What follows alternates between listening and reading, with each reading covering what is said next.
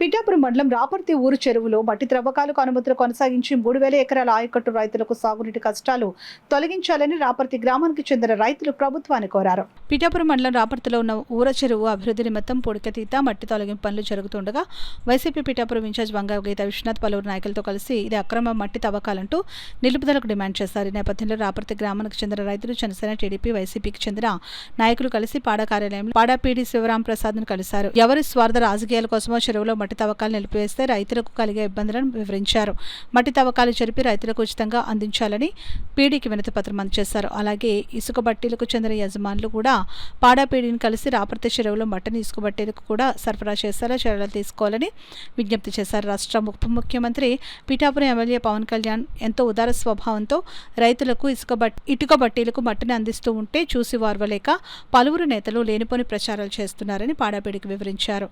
ఈ కార్యక్రమంలో మాజీ ఎంపీ కురుమల రాంబాబు, జనసేన పార్టీ నాయకులు మాదేపల్లి శ్రీనివాస్, పత్తని యస్సు, కొత్తపల్లి బుజ్జి, వైసీపీ నాయకులు కన్నేడి సత్యబాబు, టీడీపీ నాయకులు దువ్వ సత్యనారాయణ, పెద్ద ఎత్తున రైతులు, ఇటుక బట్టి యజమానులు, గ్రామ ప్రజలు పాల్గొన్నారు. ఎందుకంటే స్పందించే హృదయం ఇక్కడ ఉంది, ముందు గమనించాలి. ఒకటి ఇక్కడ ఏదొచ్చినా కానీ ఫస్ట్ ఆయన స్పందిస్తాడు, దానికి పరిష్కార మార్గం కనుగొంటారు. కాబట్టి ఇక్కడ ఏదొచ్చినా కానీ భూతత్వంలో పెట్టి మరీ చూపిస్తున్నారు. అందులో పిఠాపురం నియోజకవర్గంలో ఉన్న మా నాయకులు కూడా నేను నిందిస్తున్నా. మా నాయకులు ఏమి ఇద్దరు కాదు, గతంలో అందరూ వ్యాపారాలు చేశారు, అప్పుడు ఎవరికీ ఇబ్బంది లేదు.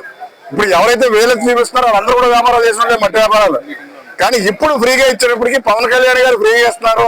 ఆయన పేరు ప్రఖ్యాతులు ఎక్కడ పెరిగిపోతాయో, జనాలను ఎక్కడ ఆకట్టుకుని అందులో స్థిరపడిపోతాడో ఆ అవకాశం ఆయనకి ఇవ్వకూడదు అనేటువంటి ఒక దురుద్దేశంతో మా నాయకులతో పాటు ప్రతిపక్ష నాయకులు అందరూ ఏకమై చేస్తున్న కుట్రగానే మేము భావిస్తున్నాం. దయచేసి రైతులు దృష్టిలో పెట్టుకోండి.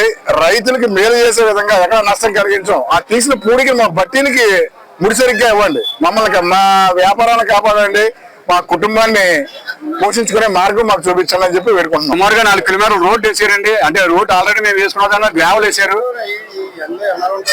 సుమారుగా చుట్టూ గొట్టు కూడా చాలా బలపెట్టారండి. బలపెట్టమని కూడా మేము కోరాం, అలాగే చేస్తున్నారండి. అలాగే నిన్న మా ఇన్ఛార్జ్ గారు నన్ను అడగడం జరిగిందండి వైసీపీ తరఫున. కానీ అది రైతుల నుంచి అందరికీ ఇష్టమని నేను చెప్పడం జరిగిందండి. చెప్పినా మరి స్థానికేతలు కొంతమంది లేనిపోని కబుర్లు ఏదో చెప్తే మరి వెనకో మా చెరువు దగ్గర రావడం జరిగింది. కానీ ఊళ్ళ నుంచి మా గ్రామం నుంచి ఒక్కలా కూడా దాన్ని తప్పని ఎవరో ఆవిడ ఎరిగిన ఖండించడం మాత్రం జరగలేదండి. మా ఊరు మటుకు మాత్రం మేము ఐకమత్యంగా 3 పార్టీలు కలిసే చేసుకుంటున్నాం. అయితే ఆవిడ తెలిసేది స్థానికేతలు కొంతమంది కూడా వచ్చారండి. ఊరజరం అనేది 60 ఎకరాలు, సుమారు 60 ఎకరాలుగా ఉంటుందండి. దాన్ని పూరికి తీసి చుట్టూ గొట్టు సరి చేయమని మేము పంచాయతీ తరఫున తీర్మానం పెట్టించాను ఇరిగేషన్ వారికి. అలాగే ఆయన విధంగా అనుకున్న రీతిలోనే పర్మిషన్ ఇచ్చి తవ్వడం మొదలు పెట్టారండి. గొట్లు కూడా వేస్తున్నారండి. 3 పక్కల అయిపోయింది, ఒక పక్క వేయడం జరుగుతుంది. అలాగే దాదాపుగా 3 కిలోమీటర్ల దగ్గరగా రోడ్డు వేసారండి, మెట్ల రోడ్డు వేసారండి.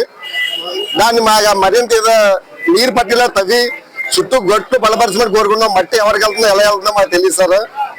దాని గురించి మాకు మంచిగా నీరు పట్టేలాగా చేయమని మేము కోరుకున్నాం.